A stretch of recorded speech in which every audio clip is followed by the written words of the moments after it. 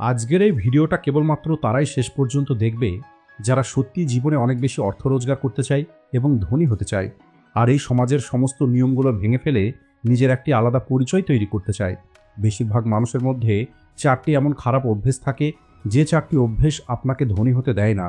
আর আজকের এই ভিডিওতে আমি আপনাদের ওই 4টি খারাপ অভ্যেস সম্পর্কেই কথা বলবো।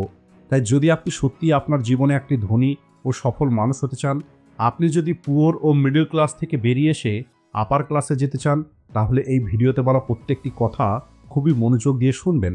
আর ভিডিওটা দেখার পরে আপনি নিজেকে বিচার করবেন যে এই সমস্ত অভ্যেসগুলো আপনার মধ্যে আছে কি নেই। আর যদি আপনার মধ্যে এই অভ্যেসগুলো থাকে, তাহলে যত দ্রুত সম্ভব আপনাকে এই অভ্যেসগুলো ছেড়ে দিতে হবে। তো চলুন শুরু করা যাক। Number 1, poor mentality.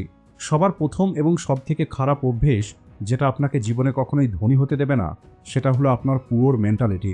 যদি আপনি এটা ভাবেন আপনি দেশের সরকারের কারণে ধনী হতে পারছেন না, কারণ নানান রকমের ট্যাক্স সিস্টেম আপনাকে গরিব করে রেখেছে, এছাড়া সরকারের নানান নিয়মের কারণেই আপনি ধনী হতে পারছেন না, তাহলে বলি আপনি একদম ভুল চিন্তা করেন। বরং আপনার অন্যের ওপরে দোষ দেওয়ার যে অভ্যেস, এটাই আপনাকে ধনী হতে দিচ্ছে না। কারণ আজকের সময়ে যত অপরচুনিটি টাকা রোজগার করার জন্য আছে, ইতিহাসে আজ পর্যন্ত এত অপরচুনিটি কখনোই ছিল না। আজ আপনি ঘরে বসেই পৃথিবীর যে কোনো প্রান্তে আপনি আপনার প্রোডাক্ট লঞ্চ করতে পারেন, সেটাকে বিক্রি করতে পারেন, আপনি ফ্রিল্যান্সিং করতে পারেন, ব্লগিং করতে পারেন, ইউটিউব করতে পারেন। এমন হাজারো অপরচুনিটি আছে যেগুলো ব্যবহার করে আপনি ধনী হতে পারবেন। কিন্তু এত কিছুর পরেও আপনি গরিব হয়ে আছেন, কারণ আপনার চিন্তা আপনাকে গরিব তৈরি করে রেখেছে। যখনই কোনো গরিব মানুষের সামনে টাকার সম্পর্কে কথা বলা হয়, তখন ওই সময় এই মানুষগুলো সব কিছু খুবই মনোযোগ দিয়ে শোনে, কিন্তু যখন কাজ করার সময় আসে তখন এরা আর কাজ করতে রাজি হয় না। তখন এরা বলে, বেশি টাকা রোজগার করে কি হবে, সব কিছু এই পৃথিবীতে ছেড়ে চলে যেতে হবে। যদিও এরা সারাদিন টাকার পিছনেই ছুটে বেড়ায়, আর রাতে নিজেকে সান্ত্বনা দেওয়ার জন্য এই সমস্ত কথাগুলো বলে থাকে। তাই এই পুয়ার মেন্টালিটি থেকে যত দ্রুত সম্ভব আপনি বেরিয়ে আসুন, তা না হলে সময়ের সঙ্গে সঙ্গে এটা ক্যান্সারের মতো বেড়ে যাবে, আর এর প্রভাবটা আপনার পরবর্তী প্রজন্মের উপরেও পড়বে। তাই আপনাকে এটা বুঝতে হবে যে আপনার পুয়ার মেন্টালিটি আপনার সফলতার কত বড় শত্রু। আমি আপনাদের ছোট্ট একটি উদাহরণ দিচ্ছি। মনে করুন একটি বিজনেসম্যান আছে, যার সমস্ত বিজনেস ডুবে গেছে। তার কাছে এখন না নিজের বাড়ি আছে আর না কোনো টাকা আছে। তার কাছে যা ছিল সব কিছু চলে গেছে। এখন সে রাস্তায় চলে এসেছে, আর এখন সে নিজের মাথায় হাত দিয়ে বসে ভাবছে, কি করব? এটাই তো হলো জীবন। যদি একটি দিনমজুর সামান্য টাকা দিয়ে নিজের জীবন কাটাতে পারে, তাহলে আমি কেন সামান্য টাকাতে নিজের জীবনটা পার করতে পারবো না? আমিও কোনো না কোনোভাবে বেঁচে থাকবো।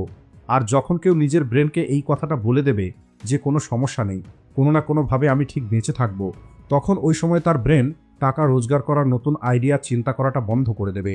আর তখন ব্রেন ভাববে, যখন কোনো না কোনোভাবে কেবল বেঁচে থাকতে হবে, তাহলে অতিরিক্ত চিন্তা করে কী লাভ? অন্যদিকে আর একটি বিজনেসম্যান আছে, যার সমস্ত বিজনেস ডুবে যাওয়ার পরে সে এটা চিন্তা করে যে কোনো সমস্যা নেই, জীবনে ভালো খারাপ সময় আসতেই থাকে। যদি আমি আগে সফল হতে পেরেছিলাম, তাহলে পুনরায় আমি সফল হতে পারবো। আর ততদিন পর্যন্ত আমি চেষ্টা করব, যতদিন না আমি পুনরায় সফল না হয়ে যাই। তাহলে আপনার কি মনে হয় এই মানুষটা কি সফল হবে না? তাহলে বলি, অবশ্যই এই মানুষটা পুনরায় সফল হয়ে যাবে। আর এটাই হলো একটি পুয়ার মেন্টালিটি এবং রিচ মেন্টালিটি মানুষের মধ্যে পার্থক্য। একটি মানুষ যে দিনরাত পরিশ্রম করছে, অন্যদিকে আরেকটি মানুষ আছে যে চেষ্টা পর্যন্ত করছে না। তাহলে সে তার জীবনে কিভাবে সফল হবে? যতক্ষণ পর্যন্ত আপনি আপনার এই পুয়ার মেন্টালিটি থেকে বেরিয়ে না আসবেন, ততদিন পর্যন্ত ধনী হওয়াটা আপনার জন্য অসম্ভব।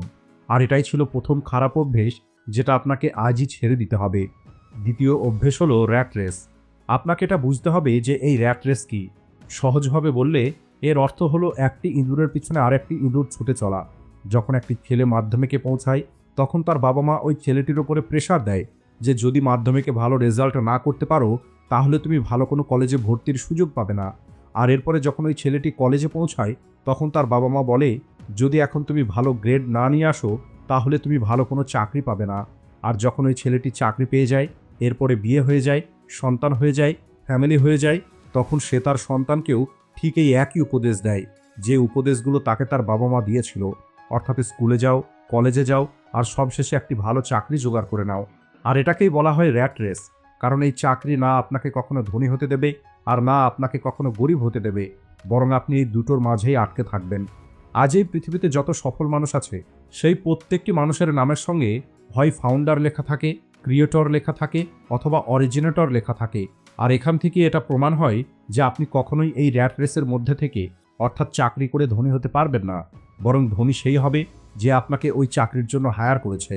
মনে করুন আপনি কোনো একটি বড় কোম্পানিতে জব করেন আর সেখানে আপনাকে 1 লক্ষ টাকা স্যালারি দেয়, আর কেবল আপনাকেই নয় বরং আপনার মতো কয়েক হাজার এমপ্লয়িকে লক্ষ টাকা করে স্যালারি দেওয়া হয়, কারণ আপনারা সবাই মিলে ওই কোম্পানিকে কয়েক হাজার কোটি টাকা রোজগার করে দিচ্ছেন। আর সেই প্রফিট থেকে সামান্য একটি অ্যামাউন্ট কোম্পানি আপনাদের স্যালারি হিসাবে দিচ্ছে, যাতে কোম্পানি পুনরায় আপনাদেরকে ব্যবহার করে কোটি কোটি টাকা রোজগার করতে পারে। তাই আপনাকে এই মেন্টালিটি থেকে বাইরে বেরিয়ে আসতে হবে যে আপনি চাকরি করেই ধনী হয়ে যাবেন, কারণ চাকরি করে কখনোই ধনী হওয়া যায় না। তাই যদি আপনাকে ধনী হতে হয় তাহলে কেবলমাত্র চাকরির পিছনে না ছুটে আপনি নিজের কাজ শুরু করুন আর আপনার ব্রেনকে ব্যবহার করুন। তৃতীয় খারাপ অভ্যেস, নেগেটিভ অ্যাটিটিউড অ্যাবাউট মানি, অর্থাৎ টাকার সম্পর্কে নেগেটিভ চিন্তা রাখা।